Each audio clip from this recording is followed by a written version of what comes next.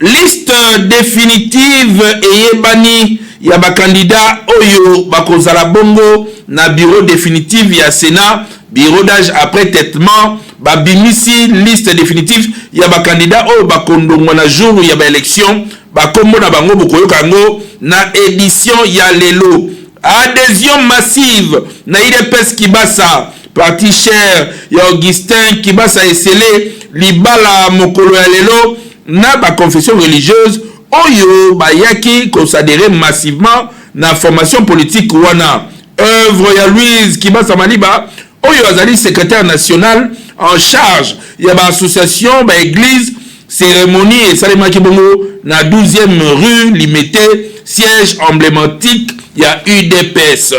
Rumeur est circulé lelo na Katanga pe na Kivu que bazali ko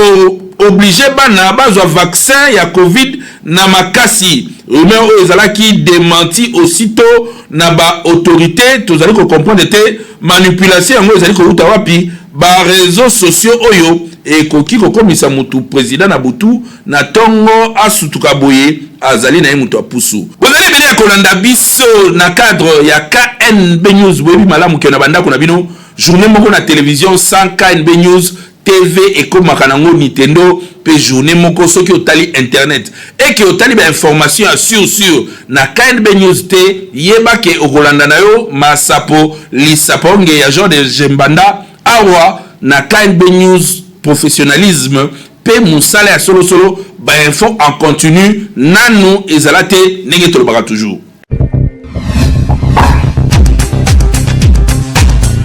Ba rebelle ya maimai babomi lisusu batu na Beni na Mangina pe côté ya Ituri ba ebisi biso que armée congolaise eyebi bongo ko kanga 35 rebelles ya Kodeko bolanda reportage ya Nathan Seta. 3 miliciens maïmaï bakufaki pe babomaki bango na armée congolaise na poko ya lobi mercredi 24 février 2021 na attaque moko oyo esalemaki na commune ya Mangina à 30 km na ouest ya ville ya Beni na territoire ya même Kombo na Nord Kivu.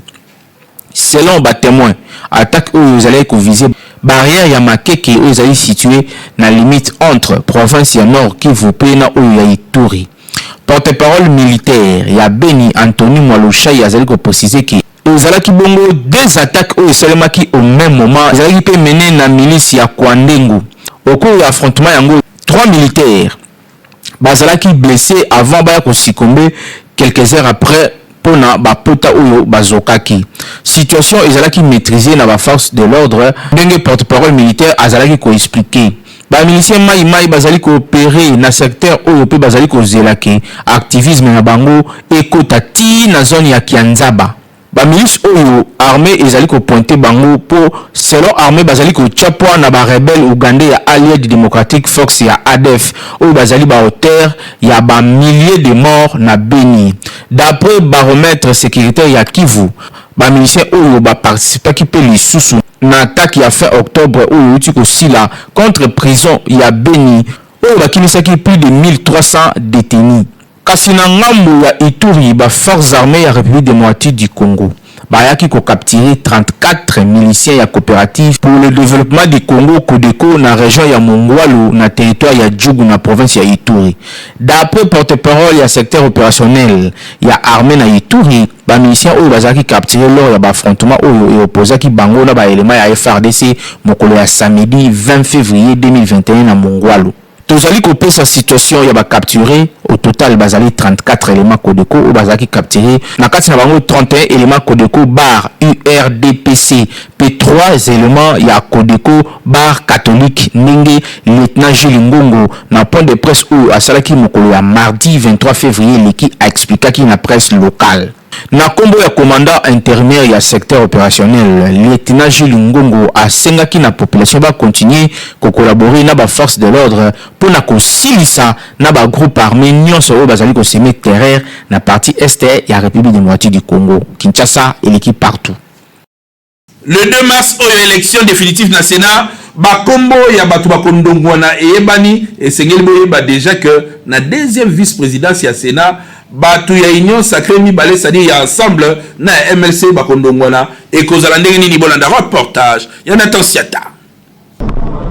Liste ya bareteni pona élection ya bureau définitif na Sénat et Yebani ezali bongo 17 candidatures nde ezali reteni pe ezalaki jugé recevable pona 6 postes. Côté ya président candidat unique na kombo ya Bahati Lukobo nde ezalaki pe jugé recevable. Kasi pona poste ya deuxième vice-président ba candidature o ezali jugé recevable ezali ya honorable Sanguma,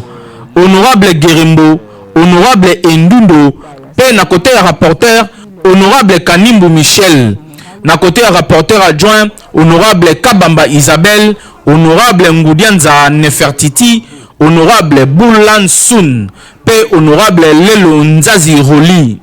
Côté ya Kester, honorable Makangu,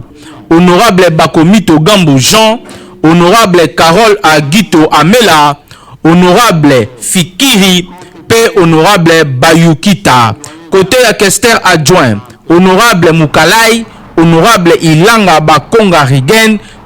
pe honorable Ida. Rendez-vous le 2 mars oyo pour la élection pe installation définitive ya bureau ya Sénat, Kinshasa et l'équipe partout. 8e anniversaire ya accord ya Addis Abeba commission tobe comité de suivi basalaki bongo journée ya réflexion mokolo ya lobi elekala ki ndenge nini reportage à Nathan Siata. République démocratique du Congo, à travers comité exécutif de mécanisme national de suivi à accord cadre et Addis Abeba, na appui ya MONUSCO ba organisaki mercredi au 24 février sous le haut patronage ya président de la République Félix Antoine Tshisekedi Tshilombo, journée ya réflexion moko na cadre ya 8e anniversaire. Célébration au signature ya accord cadre ya Addis Abeba et coïncidé na assassinat ya ambassadeur italien Luca Attanasio, garde du corps na ye pe moko ya ba compatriote na biso congolais Mustafa Milambo. Une minute de silence ezalaki observé pour na likambo yango. Coordonnateur ya mécanisme de suivi Claude Ibalanki a condamné avec la dernière énergie assassinat yaba congolais ebele oyo ezosalema na partie est ya République démocratique du Congo. Na tour na ye ministre près la présidence Monsieur Kabamba Kanda André représentant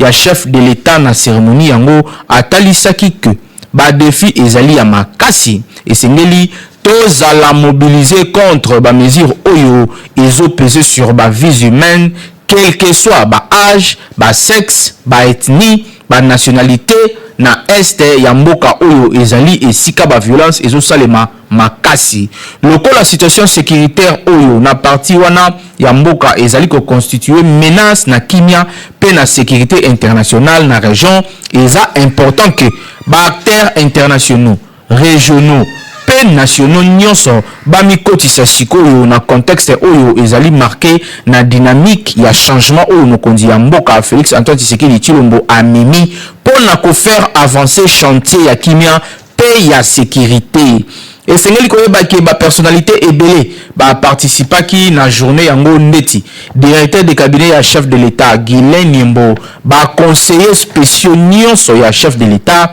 ba membre ya corps diplomatique, ba ambassadeur membre ya ba pays signataire ya accord cadre ya Addis Abeba, représentant spécial ya secrétaire général par intérim ya MONUSCO, madame la représentante ya président ya commission ya Union africaine, ba service de sécurité ya renseignement ya défense Pe ya panel chargé oyo ezali ko accompagner mandature ya République démocratique du Congo na présidence ya Union africaine. Pour un rappel, mécanisme national de suivi ezalaki créé le 24 février 2013 suite na bakor ya kimia ya sécurité pe ya coopération oyo République démocratique du Congo akotaki ye na 11 pays voisins na ye ya sous-région ya Grand Lac pe ezalaki dirigé pour la première fois na François Mwamba Tshishimbi moko ya ba principaux négociateurs ya partie congolaise Kinshasa et l'équipe partout. Ba réseaux sociaux tebite so to suka na ndenge nini rumeur monene tamboli lelo o ba okene kopesa bana ba vaccin ya covid na ba école balobi bana na ba école tout la mwisi ya zazabola na reportage ya Naomi Pilar. Directeur provincial et enseignement primaire, secondaire et technique ya Okatanga, Jean-Modeste Olboulou a démenti rumeur aux circulé mon collègue na ba réseaux sociaux sur prétendue vaccination ya ba élève na ba école ya Lubumbashi. Na interview au accordé na ba confrère ya 7sur7.cd, directeur provincial à EPST Okatanga talisi que information sur vaccination contre Covid-19 est faux PKK rumeur. Depuis tongo ya jeudi 25 février lelo, ba vidéo réseaux circulé na ba réseaux sociaux côté sa vaccination contre Covid-19 na ville ya Lubumbashi na Okatanga kasi zo sala na makasi.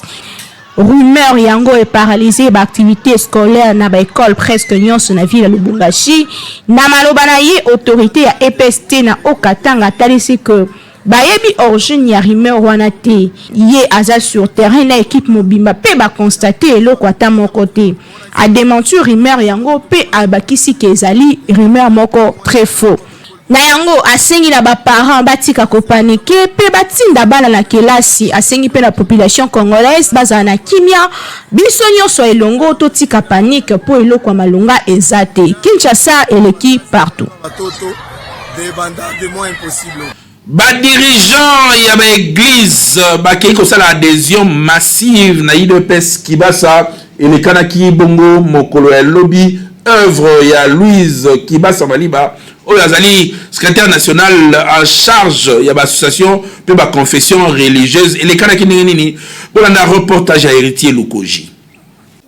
Na ko s'inspirer na Martin Luther King Oyazalaki pasteur UDPS Kibasa a sangisi ba confession religieuse ba pasteur mususu na bandimi na bango oyo baye kosala adhésion massive na parti na bango, c'est-à-dire balobi nini désormais groupe ya ba pasteur oyo bozali komona ba adhérer na UDPS Kibasa pambate balingi ba contribuer na vision kotonga mbuka vision ya union sacrée oyo président de la République Félix Antoine Tshisekedi Tshilombo azali na yango, secrétaire national ya UDPS Kibasa en charge ya relation na ba confession religieuse Louise Kibasa Maliba yende ayambaki bango na ndenge elongo balaki cérémonie elekanaki kitoko na siège ya 12e rue ya UDPS Kibasa en présence ya Edouard Makumbwila, directeur ya cabinet ya président national ya parti Augustin Kibasa Maliba. Nasuka Masolo, Louise Kibasa Maliba a solo la Kiboui. Simana pasteur, baza pour encadrer le peuple congolais. Des milliers de peuples congolais, Simana pasteur. Bazali cause la lobby konango unita quelque part. C'est-à-dire mani koko ya la CLT, bango baza na ko vivre awa na site. Baza na besoin ya ko vivre na mboka na bango, pour ça la misala na mboka na bango, pour tanga na kati mboka na bango. Baza na besoin ya ko bango asala na bango quelque chose pour na mboka na bango. Donc on a approché les pasteurs parce que ba encadraka ba population wana et puis koyoka na ba pasteur maté ya nini quelque part biso toza ko rectifier te au bango balobaka. Le peuple congolais doit savoir que c'est son pays qui est le plus riche du monde. Le Congo regorge des valeurs incroyables. Donc, le peuple congolais, il faut d'abord commander à côté à partir de l'église. Baté à peuple congolais, Mboka na yo c'est le super mboka na mboka nyonso. Basali na nzambe oyo baye ko accompagner œuvre ya IDPS Kibasa bazanga ki maloba te. Bao ba ko contribuer na réussite ya mboka o eza biso. Soki présence na biso imonani awaza pona koya il y a un pied na kati ya construction ya mboka na biso na kati ya parti ya Kibasa. Donc ito pesa na ba idée Exactement, parce que nous sommes pasteurs, donc je ne pouvais pas participer à l'organisation de Mboka. Parce que il y a IDPS qui a ça, ils ont parti où ils ont construit Mboka la biso, on a avancé Mboka la biso. Il faut se faire un makasi, bassin ensemble de tous qui considéré, mais maintenant tous considéré Mboka et Kokende Bosso, makamnyo sur le peuple congolais pour Zamala. Cérémonie et bandaki paix et silaki kitoko. Toujours na respect à mot d'ordre et à chef de l'État Félix Antoine Tshisekedi Tshilombo ndenge asi a dédié mboka na kolonzambe basali na nzambe ba telemi pe balobi turoyo bako tele makaka na nzela ya IDPS Kibasa. Mama Louise Kibasa Maliba, bravo musala malamu. Dimiaza na moto kotoyo Kibasa za na moto.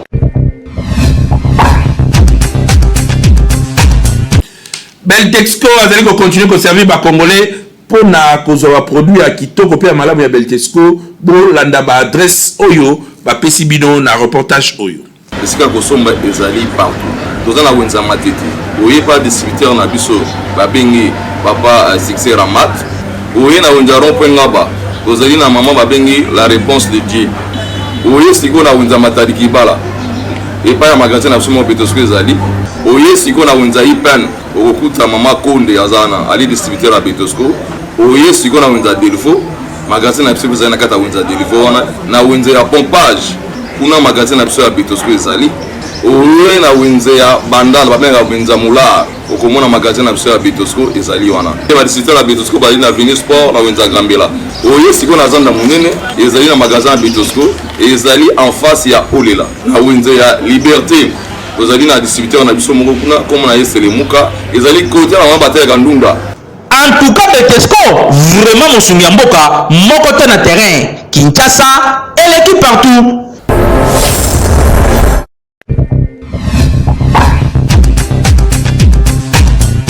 Est-ce que c'est normal, Likango ya Mobali, azwa en charge famille, ya Likango na ya mwasi, sans que problème est là? To bitunaki question na bolanda reportage ya Benimambi na Miti Mafuta. Na kala to bandaka komona ba parents ba bandaka kozwa charge ya bana na bango à 100%. Mais lelo na kin ba parents ba koma ko dépendre na bana na bango ya basi. Ata mwana azosala te akoki kozwa mbongo epai ya likangu na ye po asunga famille. Na yango biso magazine KNB to kitaki na terrain po na kotuna soki ezali normal que couple o nanu babalani te mobali azwa charge ya famille ya likangu na ye. Oui, ceux qui m'ont ezali surtout ceux qui bazo souffrir be bana ba difficulté ma mbele n'empêche que na sunga bango comme obligatoire ceux qui comme des légitimes ceux qui des famille mbalebi là ils ont obligatoire mais ils ont la volonté mais ceux qui est obligatoire c'est pas possible. Les parents ont été pas tellement, mais moi, on a charge la famille, qui fiançailles, bien qui chérie, en tout cas, ils ont raté. Ils ont raté. Parce que, est-ce que la série va pas moi, la bino? Il y a un amour, moi, intérêt, les parents sont responsables dans le bas. On a raison pour que vous amènez. Na mutola ngai na komete e ko na mo ke lukina mambo wa ila ngai la lingi maboko bon ça que zomba mo azali ndoki asa mo a manger c'est relaxé facilement bien malade na peut ça moi peu facilement que ngai parents na comme irresponsable na ko supporter moi na ngai te na mutola mo ke lukina mambo OK devant ça biso ba parents to les abana biso to la lisa bango to nourrir ba 100% tant que ça bango pour que les bébés ça batou abamba bien à supporter nous qui fiancé toi qui chéri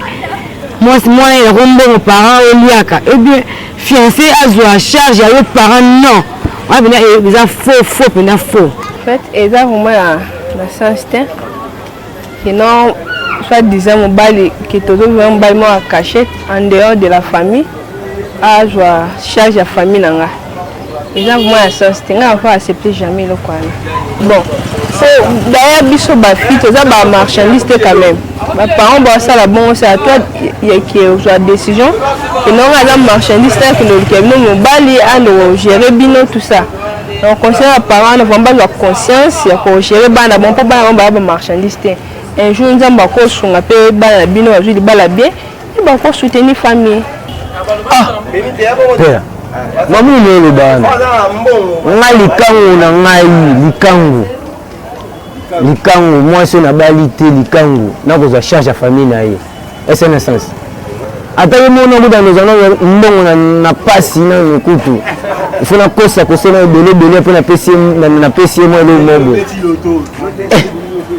et bien souvent na famille na en charge d'ailleurs même kutu simba te ya basala ngote qu'est-ce qui peut gagner dans moi sa vie non qu'est-ce qui peut me trouver là hein likangu donc nous allons vivre nous besoin de test amoureuse sinon vous charge la famille non pour en bénéficier mine ce que nous avons un jour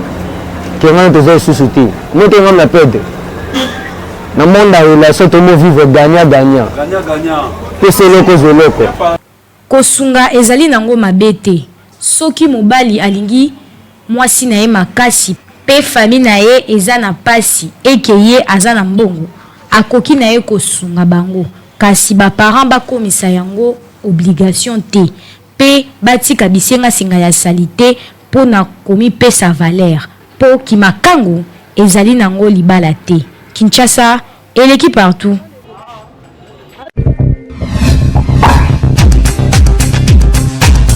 Rassemblement ya Carême na renouveau catholique et Kosalema le 27 février oyo na collège Saint-Raphaël ba bengi batu nyonso ya renouveau ba ke kosanga na pe kosambela bolanda élément oyo.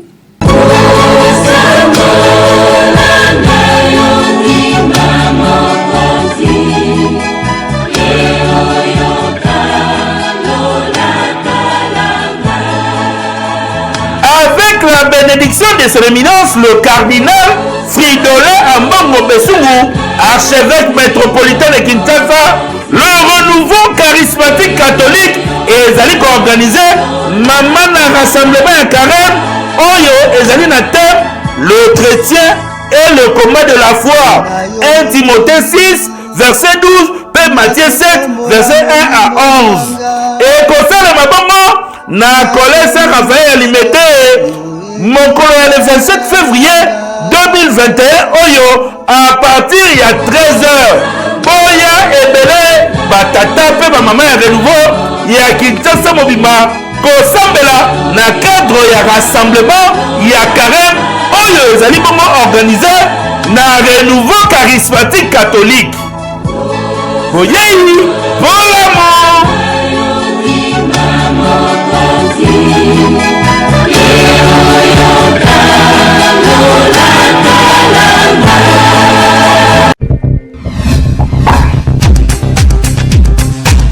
KNB News Tolobi, première chaîne de télévision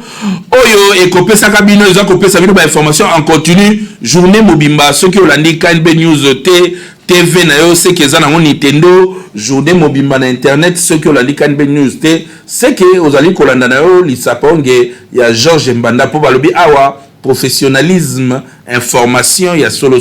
to proposer bino mokolo lelo kindoki politique pe émission na bino bitambola tambola oyo bozali kolinga pe bozali kolanda makasi na KNB News chaîne YouTube oyo bozali kolanda mikolo yo sans concurrent.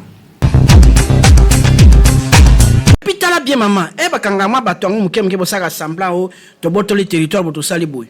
okomona aba bisabino ba akaseka ba aka bazaka na missile te bazaka na côté mais ces gens là terrorisent la population webingai MLC tango nazaki na côté wana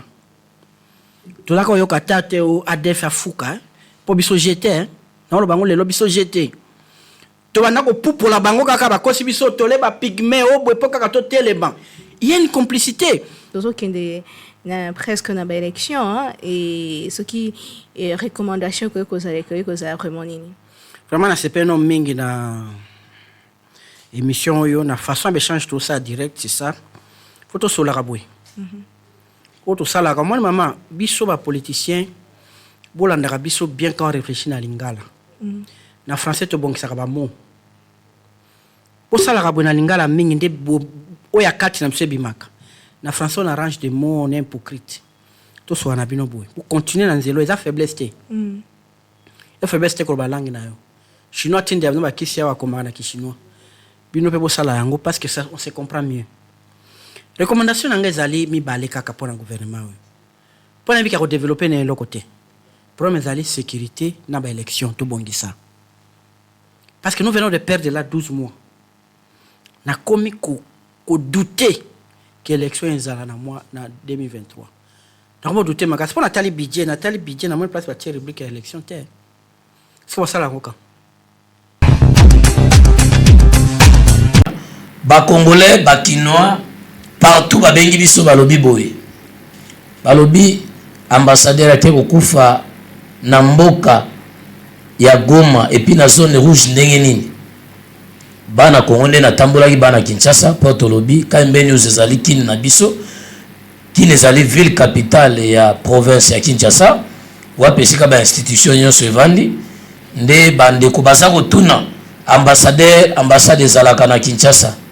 Bolimbi simuke ndenge nini ake kokufa na este wapi pa esika zone rouge ezali pe akufi na mutuka pa ndenge nini lokola na zaki si place te na ko meka ko manyola na bande ko nde balobaki bazozela ndenge biso to pesa ka sango na bitando nde na senge ko pesa bango baluba pona nini ba préférer ko valoriser ba kombo ya bandoi ke kombo ya famille ya tata par exemple bolanda reportage oyo ya Naomi Pila na Peggy Ilunga. Chaque tribu ezalaka na ba mœurs pe ba culture na yango. Okokuta na Congo central bazalaka remarqué na respect, lozito pe bazalaka très réservé na Équateur bazalaka nini batu ya langage facile na est nord pe sud Kivu na joie pe bonheur o balinga ko partager na bato kasi constant esalami que na centre kuna na Kasai bandeko na biso baluba babatelaka mingi ba valeur ya libota pe ya communauté na bango lelo motuna etunami pona nini baluba bapesaka bana na bango non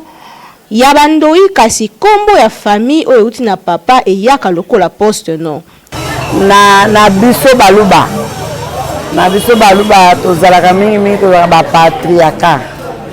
na ndenge nini biso totiaka nano kombo ya ndoi liboso to kombo ya famille elandaka na nsima neti exemple nakopesa exemple ya nga moko kombo na ngai Mianda Chibadi Pauline kombo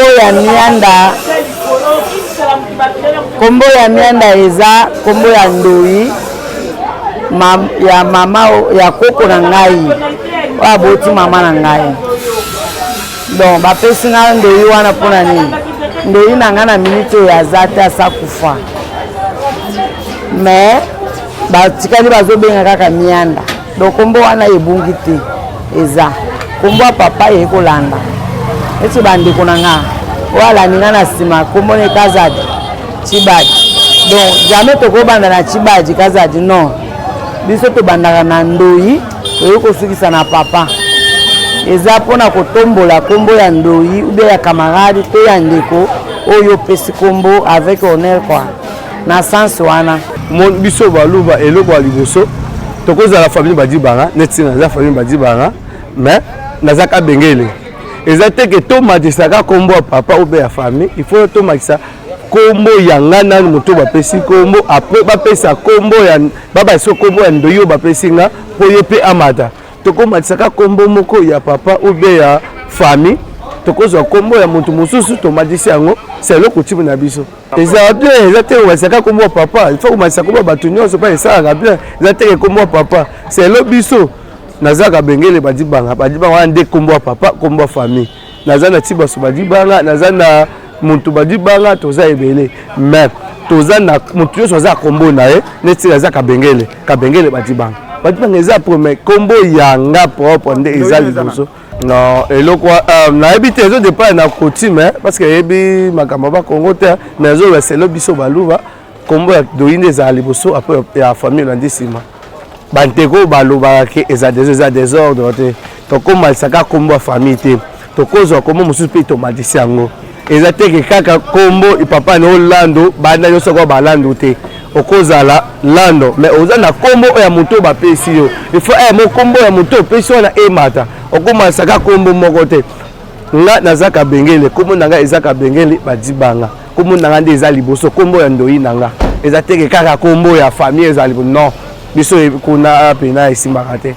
kombo nanga nde eza liboso kombo ndoi nanga nde nazomatisa liboso ya makambo nyonso totiaka yango na no propre mpona kotombola kombo wana po ebunga ata ndoi asi akufa kombo wana ebunga na famille te nde yango totiaka na première position wana so baluba tozalaka bongo toza bapatriaka tozalaka bamatriaka te yango wana totombolaka kombo wana ya ndoi biso na Kasai tozalaka na bapatriaka papa aza mokonzi ya famille azo faire porter bana na ye nyonso kombo wana mais kombo na yo ezali ya yo ezali neti ngai nazali muku na Kapenga papa na ngai kombo na ye Kapenga eza kombo ya famille Kapenga mais ngai ndoi na ngai kombo na ye mukuna c'est-à-dire que kombo wana ya ngai etikali libela ata baboti bana na sima bapesi ngai ndoi bakozala bandoi ya mukuna bakozala bandoi ya Kapenga te oyo ezali na bakongo bazali bamatriarka donc ntango bango bazali bamatriarka papa aza na kombo ya kopesa mpenza koinsiste na kombo na ye te yango koretrouve peut-être bana mosusu ya bakongo bazoporte le nom ke aza nango ezali kombo ya papa na ye et puis ya famille ekomi lokola kokende na kombo oyo ezalaki normalement ya ye. C'est ça la différence que moi je fais. Tolobaki yango likolo que chaque tribu ezalaka na culture na bango yango nde esalaka différence pe beauté ya République démocratique du Congo po etondi ba tribu ya ndenge na ndenge pe etondi ba couleur ya ndenge na ndenge. Kinshasa et l'équipe bozalaki ebele ya kolanda biso à travers le monde bozali continuer kolanda biso bozolanda pe ba programme oyo ezali koleka déjà na chaîne YouTube KNB News. Merci pour la fidélité na bino puis équipe mobimba et pesi bino merci parce que bozali ko continuer kolanda biso pe ko pesa biso ba compliment surtout makambo ezali koleka et pas na biso na KNB News bozali ko préférer na bino yango na sima ya caméra oyo Miti Mafuta caméra oyo en face na ngai Hervé Zaka double poumon kuna na régie mutazo balolanga elongi boye ezali bongo Timothée Kayembe et puis na suka ezali bongo na Tansiata nde azali ko sala bongo post production réalisation pe supervision nazaki assisté na Naomi Mpila. Merci na bino nyonso mais souci na yezaka moko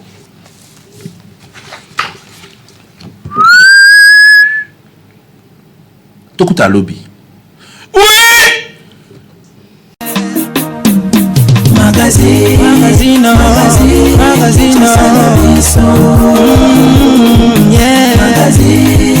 Magazine, Kinshasa na biso réalité ya banaki réalité ya banaki kino